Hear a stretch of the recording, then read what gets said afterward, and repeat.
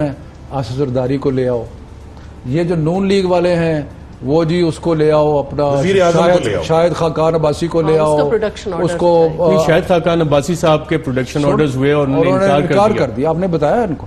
सो जितनी भी गुफ्तगू होती रही वो कौमी मफाद की खातिर नहीं थी, वो कोई कौमी इशूज पे नहीं थे, ये अपनी छोटी मोटी जो इनके मसाइल है ना कि जी मुझे उसको लाया है उसको, ये तो इनका एटीट्यूड था। इनको कोई परवाह नहीं थी कि कौमी मफाद क्या है, इनको कोई परवाह नहीं थी कि मतलब है कि इन्होंने ब्लैकमेल करने की कोशिश की। इन्होंने कहा, और ब्लैकमेल किस बात की? सिर्फ उन लोगों पे जिन पे शदीद करप्शन के इल्ज़ाम है कि जी जब तक वो हाउस में नहीं आएंगे हम आपके वज़ीर आज़म को तकरीर नहीं कर रहे। ये बिल्कुल गलत है। अच्छा, उसके बाद आप गलत कह लें, मुझे मेरी कह लें फिर आप कह लें गलत, क्योंकि मैं उस सारी निगोसिएशन में मौजूद था। फिर जब ये सारी बातें हुई फिर मतलब अजीब अजीब किस्म के डिमांड और भी आने शुरू हो गए, लेकिन हमने कहा कि ये आज ऐसा मौका है, उसके अंदर हम चाहते हैं कि प्राइम मिनिस्टर ये रोल हो गया वहां तक कि प्राइम मिनिस्टर अपनी तकरीर करें। ठीक है, और प्राइम मिनिस्टर ने जो तकरीर की वो एक आउटस्टैंडिंग स्पीच थी। उन्होंने ये शो किया, नहीं आप ठीक है आप लगे रहे कोई बात नहीं, लेकिन उनकी तकरीर में उन्होंने शो किया कि एक रेसिस्ट रजीम, और उन्होंने ये भी शो किया कि ये क्योंकि एक रेसिस्ट एक तबका है हिंदुस्तान में, कहते थे अल्लाह करे जीत जाए। एक तो यार आपसे सब्र नहीं होता मेरा ख्याल है। आप उस सियासत में कितनी देर सियासत में होगी आपको मतलब है कि कोई मादा नहीं, आपका मादा खराब हो गया, पर्टिकुलर ये हैरत है। मैं बता रहा हूँ ना। सो बात ये है कि इन लोगों ने कोई कौमी यकजहती नहीं की। पहले इन्होंने कोशिश की, उसके बाद प्राइम मिनिस्टर जो तकरीर की उन्होंने एक लफ्ज़ इनके बारे में नहीं कहा जो इन्होंने लूट मार की हुई है और चोर बाजारी का जो बाजार गर्म था उसके बारे में कोई बात नहीं की।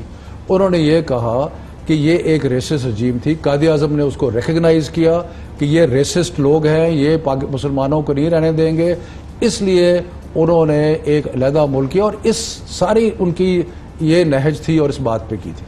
सो मकसद ये है कि इनका, अब मैं क्या कहूँ कि इनका जो कि जी कौमी हम पता नहीं क्या हुब्बुल वतनी और ये वो कोई हुब्बुल वतनी वगैरह नहीं है, सिर्फ अपनी पैसे बचाने की। अच्छा, और इन सब देखिए एक मशवरा है, हुक्मरान जमात को चाहिए कि या तो पूरी अपोजिशन जमात बाजमात अंदर कर दे या फिर किसी ऑर्डिनेंस के जरिए अपोजिशन की ईवान में शिरकत को गैर आईनी करार दिया जाए। ना होगा बास ना बजेगी बांसुरी। इससे हुक्मरान जमात की ये ख्वाहिश भी पूरी हो जाएगी कि सुंजियां हो जन गलियां ते विच मिर्जा यार फिरे। पुरानी सियासी जमातों को तो अपोजिशन के साथ गुजारा करने की आदत है, लेकिन हर बहू तो एक जैसी नहीं होती जो ससुराल वालों के साथ गुजारा कर सके और सास और ननद को बर्दाश्त कर सके, तो उसके लिए अलग हो जाना ही बेहतर है।